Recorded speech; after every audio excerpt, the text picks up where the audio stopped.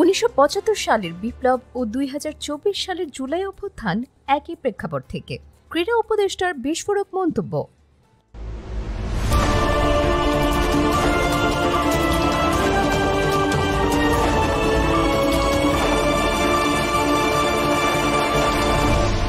Channel CB.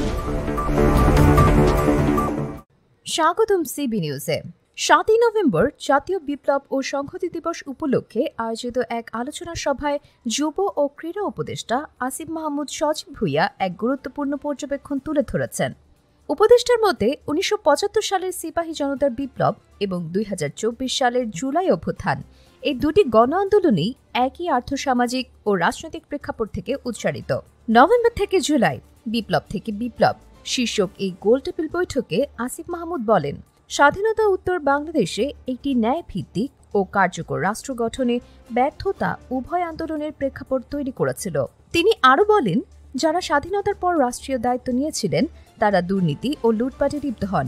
এর ফলেই 1975 সালের বিপ্লবের প্রেক্ষাপট তৈরি হয় এবং প্রায় একই রকম পরিস্থিতি 2022 থেকে 2024 সালেও ফিরে আসে। উপদেষ্টার মতে 1975 সালের পর থেকেই বাংলাদেশের একটি কার্যকর রাষ্ট্র হিসেবে প্রকৃত যাত্রা শুরু হয়।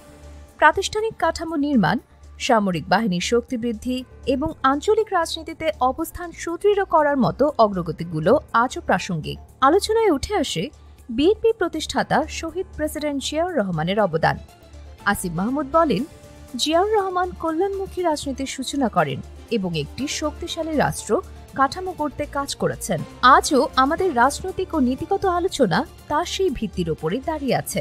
অ্যান্টি ডিসক্রিমিনেশন স্টুডেন্ট মুভমেন্ট কর্তৃক আয়োজিত এই সভায় সভাপতিত্ব করেন সংগঠনের সভাপতি রিফাত রশিদ। এতে আরও বক্তব্য রাখেন আমার বাংলাদেশ পার্টির চেয়ারম্যান মুজিবুর রহমান মঞ্জু, কবি ফরহাদ মাজহার, ডক্টর আব্দুল লতিফ মাসুম এবং অবসরপ্রাপ্ত লেফটেন্যান্ট কর্নেল হাসানুর রহমান। প্রতিদিন নতুন নতুন আপডেট পেতে আমাদের চ্যানেলটি অবশ্যই সাবস্ক্রাইব করুন। Subscribe now for daily news and updates.